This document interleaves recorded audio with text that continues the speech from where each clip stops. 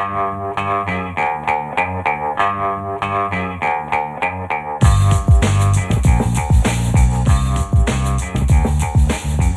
Lehrer on WNYC. Oh, and now somebody just wrote in light olive, so it continues.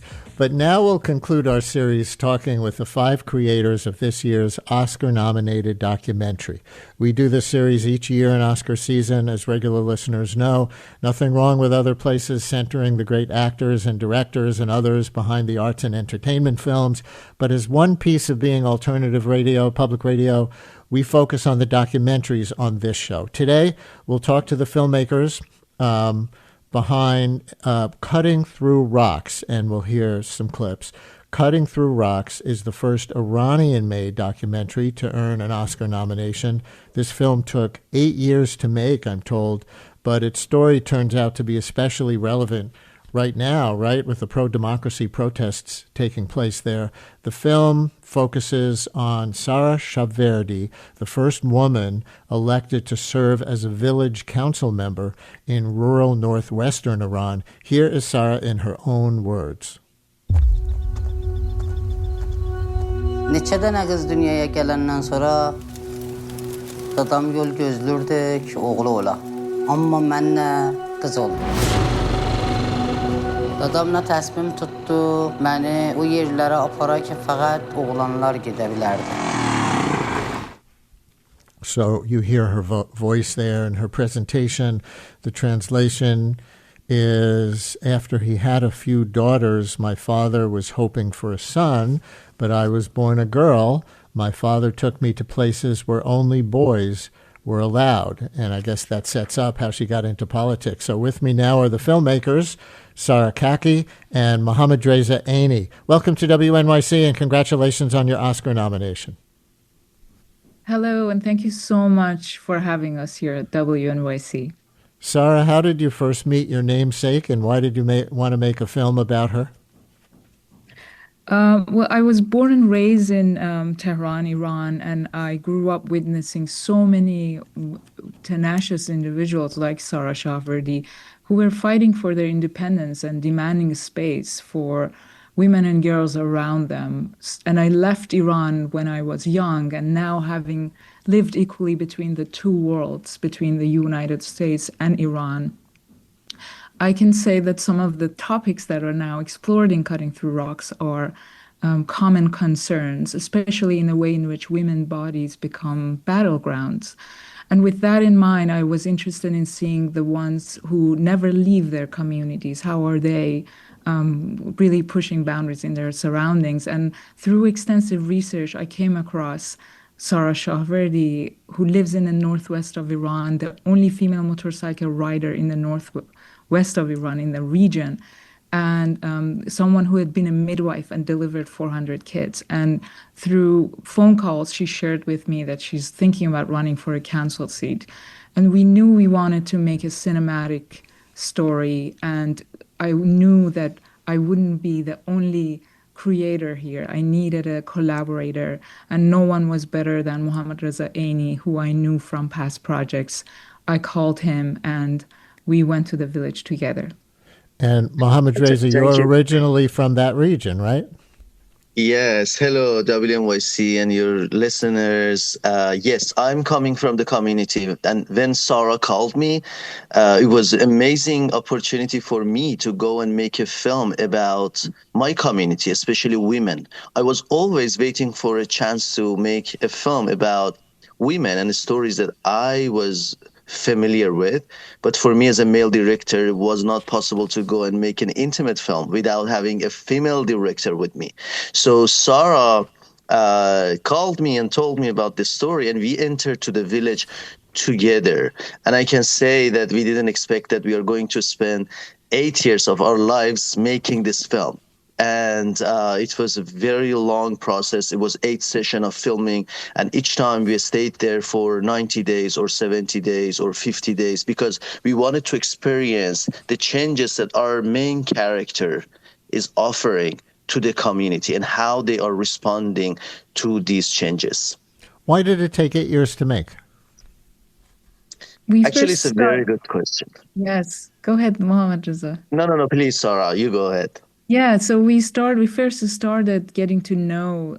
We didn't film right in the beginning. We wanted to get to know Sara Shahverdi, the village, the her family, and as we moved forward, we wanted to follow her campaigning for running for election, and against all the odds, because the kids she delivered were 18-year-old first-time voters. She really was able to win the election.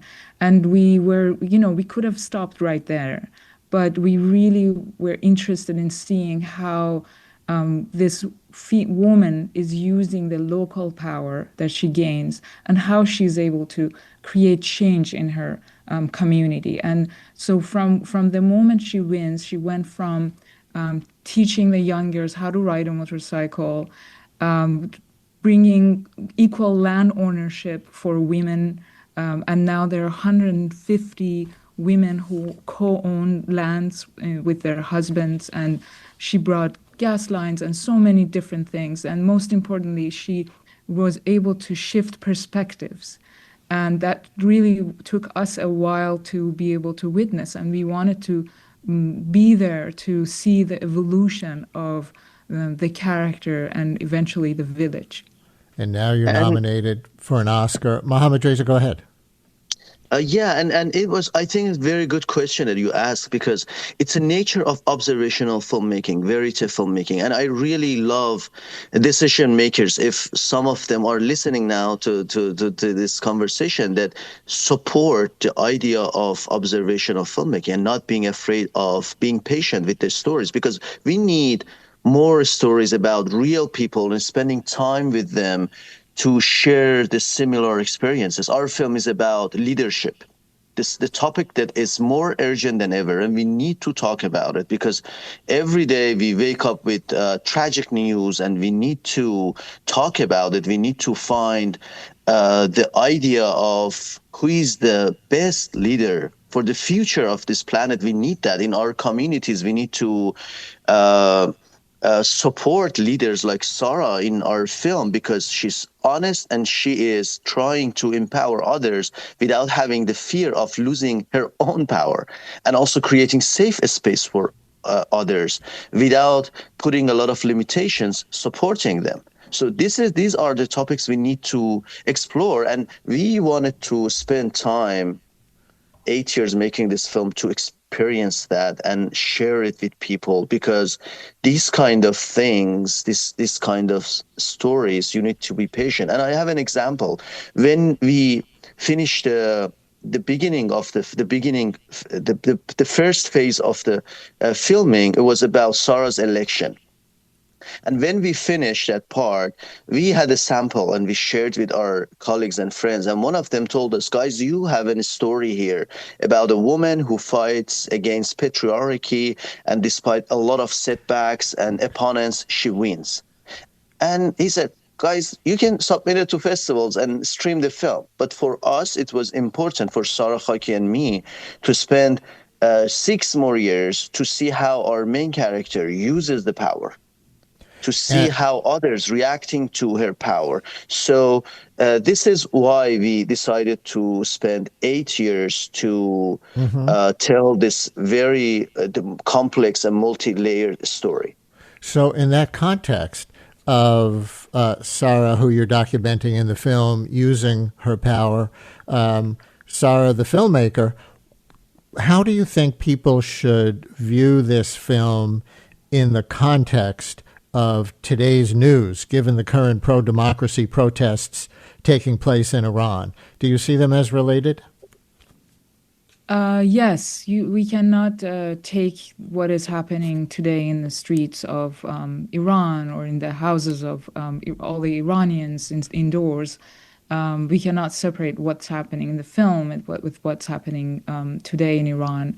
I wanted to say that I always think about the idea that being an Iranian and being resilient, they go hand in hand. It's just in the DNA of Iranians. And what we see in our character in Sara Shahverdi, it happens to be two Saras. It's one me and one the character. What we see in her character, and that's really interesting for us to see how she really is going from one setback to another with a lot of tenacity and a lot of perseverance and hope. And that's really what we see in every Iranians out there.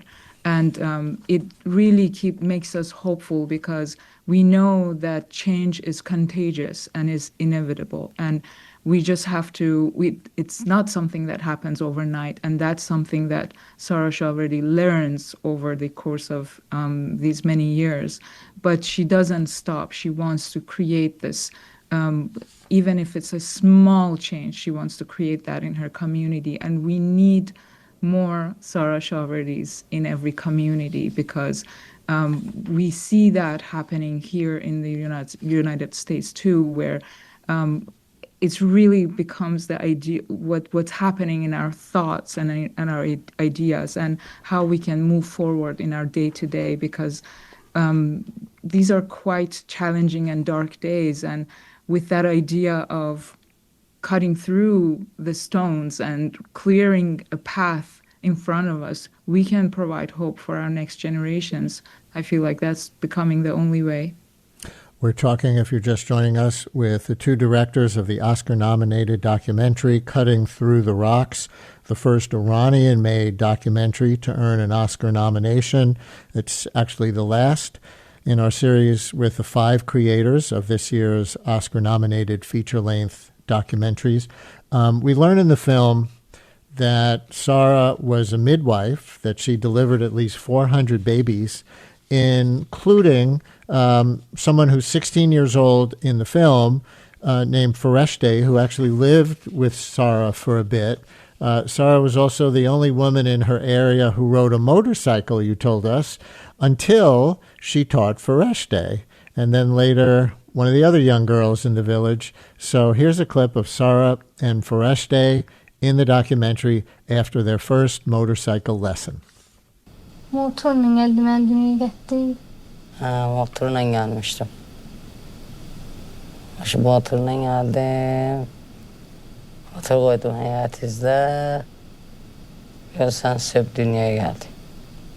Ne vaxtım indi motora. Hissederdim ki, özümü hissederdim ki hamıza başarıram. And of course, there's subtitles in the film. The translation that I have is Fareshte says, "Did you ride a motorcycle when you came to deliver me?" And Sara says, "Yeah, I came with my motorcycle. I rode the motorcycle. I parked it in your backyard, and you were born in the morning." And then Fareshte says, "When I ride, I feel like I can do anything." Mohammadreza, since this is your native language, what do you call it? Is it Azeri Turkish? Do I have that right? Yeah, it's Azeri Turkish, the language. And despite more than 30% of Iranian people speak this language, it's very hard to find films coming from this community. So for me, it was a great chance, as I shared, to make a film about the community that I'm coming from. And it's funny that you decided to talk about this scene, about riding a motorcycle and how Sara Shahverdi, our main character, giving power to others, teenage girls, by teaching them how to ride a motorcycle. And yesterday, a friend shared with me something. It was really interesting. Even here in the U.S., it was saying that in an 1896 interview, Susan B. Anthony famously stated, "Let me tell you what I think of bicycling. I think it has done more to emancipate women than anything else in the world. I stand and rejoice every time I see a woman ride by on a wheel, the picture of free, untrammeled womanhood." I did not know that story about Susan B. Anthony and bicycles. That is awesome. And this is not a love story exactly, this film, but I'm going to reveal to the listeners that I read that somewhere in the middle of all this, 8 years of filming, raids, interrogations, living in a village in northwestern Iran, where at least you, Sara, didn't come from, the two of you as co-documentarians fell in love and got married. Do I have that right? Yes.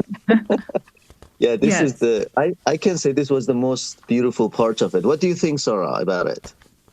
Yes, and we always talk about how cinema and love brought us together, and through all the ups and downs, we were able to learn more from each other and from our challenges. And it was, the title of the film was really, really fitting for what was happening behind the camera too, because it was really a challenging production for us. So cutting through rocks, we really cut through the rocks to make this film. 30 Oh yeah. seconds. What would it Yeah, and mean? Oh, go ahead, Mohammadreza. You can talk yeah, about your love. so yeah, it was two stories, one behind the camera, our relationship, and I can say we needed each other because while making this film, as Sarah said, we faced with so many obstacles and we witnessed so many tragic stories. So I can say we became each other's therapist while making the film, and those obstacles uh, created a space for both of us to talk about the topics and helping each other and supporting each other. And then we decided to get married in the process of making the film. And it's for itself it's a film. We can consider one day making a film about what happened behind the camera. And also, as you mentioned, we were stopped from filming for 1 year and we were banned from leaving the country and our stuff being confiscated, our hard drives and interrogations. So it was really hard process. And many times both of us were like, we can't finish the film. How it's possible? How we can do it? But now we are here and talking about the film, especially the relationship of the film now with what is happening inside the country. And many of our friends and us as Iranians are so sad about what is happening inside the country. But many of them shared with us this is the only small good news that the film is as a first Iranian story being nominated, documentary story being nominated for Oscar. And I'm happy to talk about with Sara about the ideas, about the layers of the film here, because I think we need that more than ever as Yes. Iranians to talk about it. And thanks to you for asking about uh, Iran and what is happening inside the country. Mohammadreza, Eyni, and Sara Khaki, the co-filmmakers, and now husband and wife and husband, of the Oscar-nominated documentary Cutting Through Rocks. It's been an honor to meet you both. Good luck at the Oscars. Thank Thank you you so so much. much.